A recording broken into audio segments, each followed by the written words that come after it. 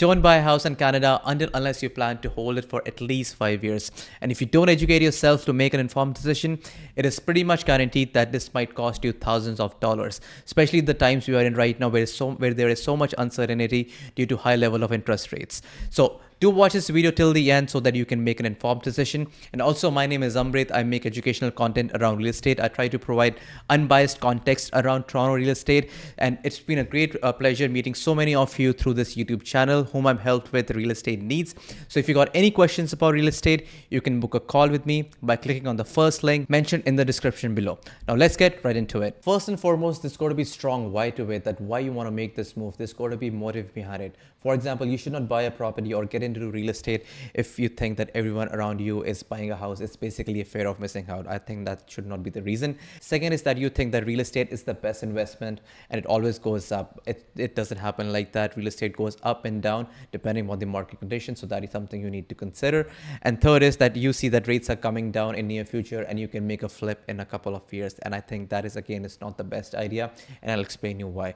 For example, if you see the chart here, that is the average sale prices of all property types in Greater Toronto area over the period of 2 years. And if you're someone who bought a property in April of 2022, and if you plan to sell it now, that is of May or June of 2024, then chances are high you'll be underwater and you will end up losing some money. But on the flip side, if you're someone who had bought a property in 2019 and over the long period of 5 to 6 years, if you plan to sell it right now, that is of July of 2024, and you can see on the chart you will make decent money out of it. And so eventually over the long period, that is a period of 5 to 6 years, you do end up maneuvering many fluctuations of the market and basically get a good return of your investment.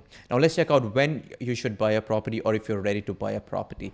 So first, let's assess the financial condition. For, let's say, you've collected a decent amount of down payment and you have a stable job where you're able to service those monthly carrying costs, then I think you're in a good spot and you are ready to buy. Second is reserve fund. That is, you have a decent amount of savings, that is about 4 to 6 months of your monthly expenses. Then again, I think you're in a good spot and ready to buy. And third is you plan to buy and stay long term, that is 4 to 6 months, because otherwise over the short period or over the short run, I think renting is cheaper and is a better option instead. Next question is, how do I get started? And I would suggest doing that by building up a solid team which works in your interest and helps you to walk you through the process smoothly. So first, I would suggest to speak to your friends and family who have some experience in home ownership. For example, I spoke with my siblings before buying a first property, and honestly, support from friends and family goes a long way. Second is hire a knowledgeable mortgage broker or mortgage specialist who can help you on the mortgage side of things and can educate you how mortgages work.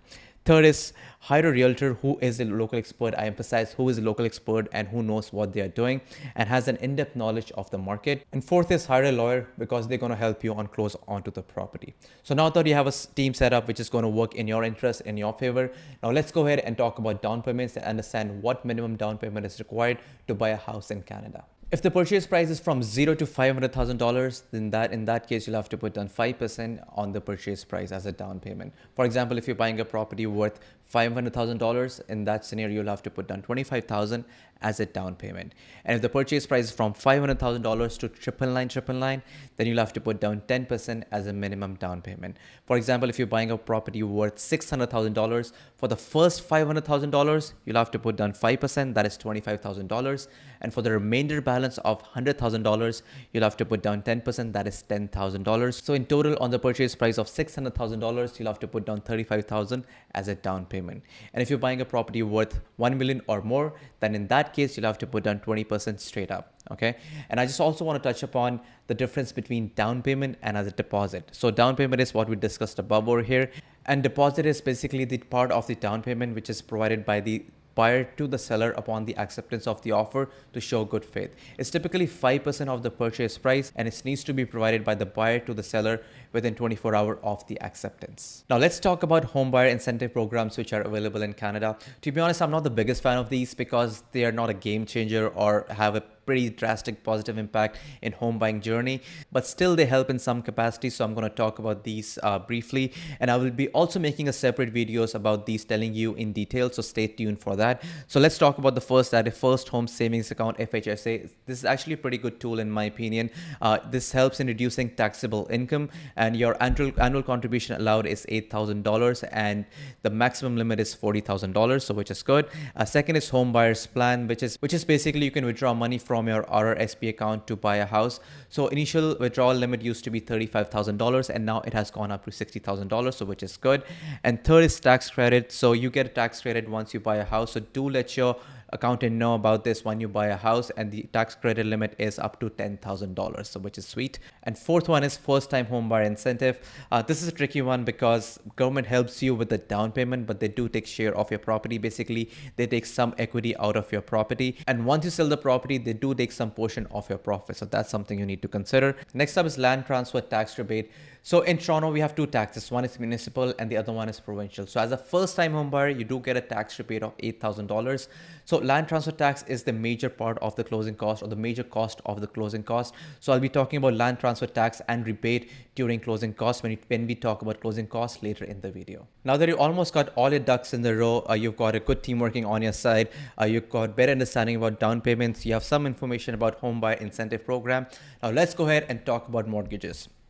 So I would suggest speaking with the mortgage broker and pick their brain with as many questions as you want, and ask them like, how does mortgage actually work? Like type of mortgage we're looking at, is it fixed or variable? What implication does it have on your monthly payments or on a mortgage as a whole?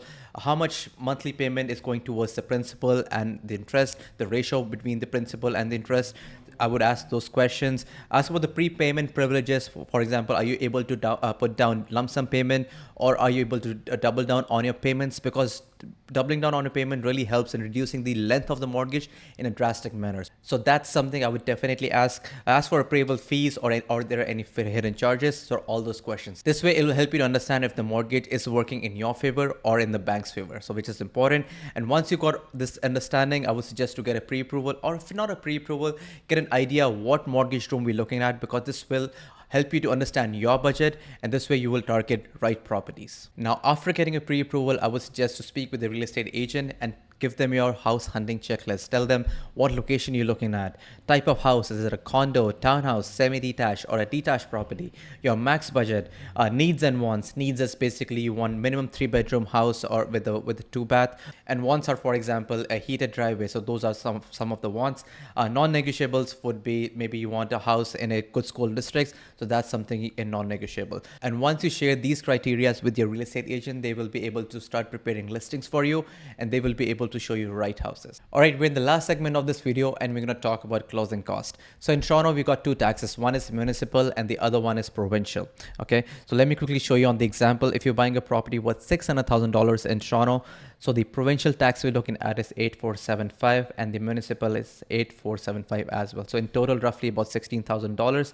And as a first-time home buyer, you do get a rebate of 8,475. So the land transfer tax in total you owe is 8,475.